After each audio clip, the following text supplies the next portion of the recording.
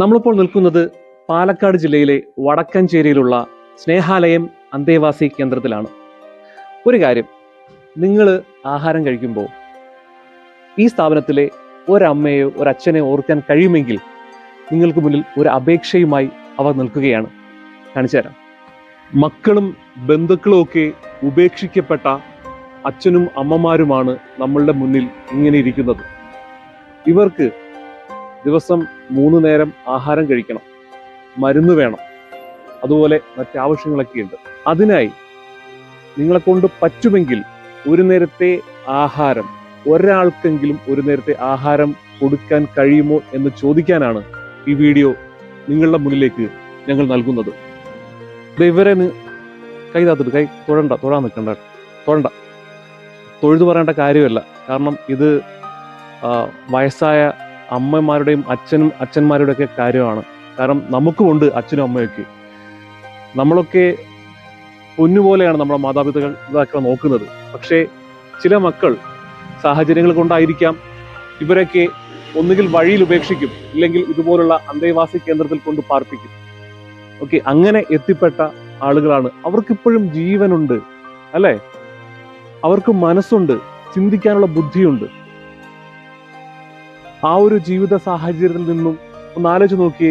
നമ്മളെയൊക്കെ പൊന്നുപോലെ വളർത്തിയെടുത്ത അച്ഛനും അമ്മയും ഉമ്മയും വാപ്പയും ഒക്കെ ഇങ്ങനെയുള്ള സാഹചര്യത്തിൽ വരുമ്പോൾ അവരുടെ മാനസികാവസ്ഥ എന്തായിരിക്കുമെന്ന്. പക്ഷെ ഇവിടെ പോലും സ്നേഹാലയം ചാരിറ്റബിൾ ട്രസ്റ്റ് എന്ന് പറയുന്ന ഒരു അന്തേവാസി കേന്ദ്രം അവരെയൊക്കെ ഏറ്റെടുത്തുകൊണ്ട് അവർക്കൊന്നും ഇന്ന് വരെയും ഒരു കുറവുമില്ലാതെ മുമ്പോട്ട് പോയിക്കൊണ്ടിരിക്കുകയാണ്. അത് ആഹാരത്തിന്റെ കാര്യത്തിലാണെങ്കിലും വസ്ത്രത്തിന്റെ കാര്യത്തിലാണെങ്കിലും ഉള്ളതുപോലെ. പക്ഷെ ഇപ്പോൾ ഈ ഒരു സ്ഥാപനം വലിയ സാമ്പത്തിക പ്രതിസന്ധിയാണ്.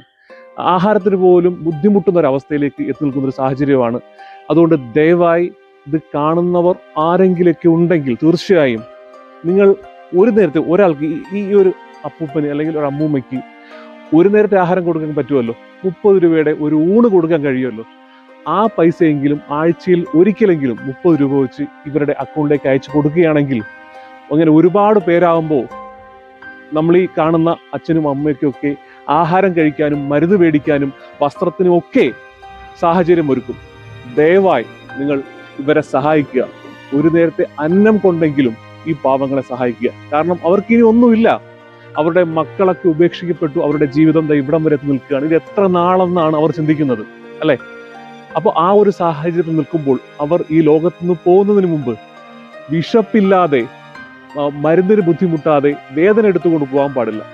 ദയവായി അതുകൊണ്ട് ഇത്തരം ആളുകളെ, ഈ അമ്മയും അച്ഛനെയും ഒക്കെ, ഉമ്മയും വാപ്പയും ഒക്കെ നിങ്ങൾ സഹായിക്കണം.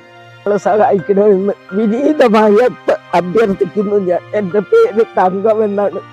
ഞാനൊരു ക്യാൻസർ രോഗിയാണ്. എൻ്റെ നാട് കുമ്മനോടാണ്, മൂവാറ്റുപുഴ അടുത്ത്. ഞാൻ ക്യാൻസർ രോഗിയാണ്. എൻ്റെ 2 കാലിന് മുട്ട് തേയ്മാനമാണ്. മരുന്നില്ലാതെ നടക്കാൻ പറ്റില്ല, എനിക്ക് ഒന്നും ചെയ്യാനും പറ്റില്ല. നീർക്കെട്ട് വരാൻ പാടില്ല. ഇവിടെ സാറിനെ കൊണ്ടോ ഇവിടെ ഭക്ഷണം കൊണ്ടോ യാതൊരു കുഴപ്പമില്ല. ചില ബുദ്ധിമുട്ടുകളൊക്കെ ഉണ്ടെന്നും മാത്രം. എല്ലാവരും നല്ല സ്നേഹത്തിലാണ് കഴിഞ്ഞു പോകുന്നത്. എനിക്ക് നല്ല സന്തോഷം ഇവിടെ വന്നിട്ട്. സാറെൻ്റെ മൂത്ത മോനായിട്ടാണ് ഞാൻ കാണുന്നത്. കൊടുക്കുകയും ഞങ്ങൾക്ക് ഒരു നേരത്തെ അന്നം തന്ന് സഹായിക്കാൻ സന്മനസ്സുള്ളവർ ചെയ്യുകയും ചെയ്താൽ ഇത് നല്ല രീതിയിൽ പ്രവർത്തിക്കാനും. വീട്ടിൽ നിന്ന് മക്കളും വേണ്ടെന്ന് വെച്ചിട്ട് 2 കൊല്ലത്തോളം ഇവിടെ കൊണ്ടുനാക്കി പോയിട്ട് ഞാൻ തിരിഞ്ഞു നോക്കണില്ല. അപ്പോൾ സാറാണ് എൻ്റെ മകനായിട്ട് ഇവിടെ നോക്കുന്നത്. ഇവിടെ സുഖമാണ്. ഇവിടെ നോക്കണവരും നല്ല നോക്കി ഞങ്ങളെ നോക്കുന്നുണ്ട്. ആഹാരം കിട്ടുന്നുണ്ട്. ഇനി നേരത്തെ ഭക്ഷണത്തിന് അവിടെ കിട്ടുകയാണെങ്കിൽ ഞങ്ങൾക്ക് വളരെ ഉപകാരമായിരുന്നു. അത്രയേ ഉള്ളൂ. വേറെ നിങ്ങൾക്കൊക്കെ ആഹാരം കഴിക്കാനുള്ള എന്തെങ്കിലും ആരെയൊക്കെ കുറഞ്ഞവരൊക്കെ ചെയ്യും. എന്താണ് മാഷേട്ടാ ഇവിടുത്തെ ഒരു സാഹചര്യം? എങ്ങനെ കാര്യങ്ങളൊക്കെ നടന്നു പോകുന്നു? കാര്യങ്ങൾ നടന്നു പോകുന്ന പറഞ്ഞാൽ വളരെ ബുദ്ധിമുട്ടിലാണ് കാര്യങ്ങൾ മുന്നോട്ട് പോകുന്നത്. കാരണം ഇവിടെയുള്ള ഈ നമ്മുടെ അന്തേവാസികൾ മൊത്തവും തികച്ചും തെരുവോരങ്ങളിൽ ഉപേക്ഷിക്കപ്പെട്ടവരും അതേപോലെ കുടുംബമായി ജീവിച്ച് ആരും നോക്കാനും മക്കളും ഇല്ലാത്ത ആൾക്കാരാണ് ഇവിടെ ഉള്ളത്. തികച്ചും മക്കൾ ഇല്ലാത്ത ആൾക്കാരാണ്. ഇതൊക്കെ 25 വർഷം ടൗണിൽ കിടന്ന ആളാണ് ഈ അച്ഛൻ. വളരെ പരിമിതിയിലൂടെയാണ് ഞങ്ങളുടെ ഈ സ്ഥാപനം മുന്നോട്ട് പോകുന്നത്. കാരണം ഞങ്ങൾക്ക് അത്യാവശ്യം കിട്ടുന്ന ചെറിയ സംഭാവനകൾ മാത്രമേ ഉള്ളൂ. ഇത് വാടക ബിൽഡിംഗ് ആണ്, നല്ല വാടകയുണ്ട്. ഞങ്ങൾക്ക് സ്വന്തമായിട്ട് ഇപ്പോൾ ഉള്ള അന്തേവാസികളെക്കാളും കൂടുതൽ ആൾക്കാരെ ഞങ്ങൾക്ക് പാർപ്പിക്കണമെന്ന് ആഗ്രഹമുണ്ട്. പക്ഷേ ഞങ്ങൾക്ക് സ്വന്തമായൊരു സ്ഥലമില്ല. കാണുന്ന നല്ല മനസ്കർ ഞങ്ങൾക്കൊരു വൃദ്ധസദനത്തിനുള്ള സ്ഥലവും അതിനുള്ളൊരു ബിൽഡിങ്ങും അതേപോലെ ഇവരുടെ ചെലവിനുള്ള ഫണ്ടുകളും ഉണ്ടാക്കുന്നതിന് വേണ്ടിയിട്ട്. എത്ര രൂപ ഒരു ദിവസം ഇവർക്ക് ചെലവിന് വേണ്ടത്? ഒരു ദിവസം ചെലവെന്ന് പറഞ്ഞാൽ നമുക്ക് ആവറേജ് പറയാൻ പറ്റില്ല. ഇവർക്ക് അധികം മരുന്നും കാര്യങ്ങളും ഒക്കെയാണ്. ആഹാരം, മരുന്ന്, ഇവരുടെ വയസ്സ് എന്നുള്ളവരല്ലേ, എല്ലാം വളരെ മോശ കണ്ടീഷനാണ് എല്ലാവരും. അപ്പോൾ അവരുടെ ചിലവ് ഇത്ര രൂപയെന്ന് നമുക്ക് പറയാൻ പറ്റത്തില്ല. എന്നാൽ ഈ ആവറേജ് കണക്ക് കൂട്ടി ഒരാൾക്ക് നല്ല മരുന്നും ചിലവൊക്കെ ഉണ്ട്. അപ്പോൾ എന്തായാലും വയ്യാതെ വരുമ്പോഴാണല്ലോ നമ്മളെ അടുത്ത് എത്തിപ്പെടുന്നത്. അതിപ്പോൾ ഈ 25 വർഷത്തിനുള്ളിൽ ഞാനിപ്പോൾ ഈ വൃദ്ധസദനം തുടങ്ങിയിട്ട് ഇപ്പോൾ 10 വർഷത്തോളമായി. അതിനു മുമ്പെല്ലാം ഒരുപാട് ചാരിറ്റി പ്രവർത്തനം, അങ്ങനെ ഒരുപാട് പേര് പല അനാഥാലയങ്ങളിൽ പോയിട്ട്. ഇപ്പോൾ ഉദാഹരണം പിന്നെ ഇവർ തന്നെ ഒരുപാട് അനാഥാലയങ്ങളിൽ ചോദിച്ചു അല്ലേ, ചോദിച്ചവരൊക്കെ എന്താ ആവശ്യപ്പെട്ടത്? പൈസ കൊടുത്തിട്ട് കാലടിയിലൊരു സ്ഥലം പറയണ്ട, എത്ര രൂപ ആവശ്യപ്പെട്ടു? 7 ലക്ഷം, 10 ലക്ഷം, 15 ലക്ഷമൊക്കെയാണ് ഈ പാവപ്പെട്ടവര്, ഉടുതുണിക്ക് മറുതുണിയില്ലാത്ത ഈ നിർധനരായ മാതാപിതാക്കള് ഇവിടെ ആവശ്യപ്പെടുന്നത് പണം.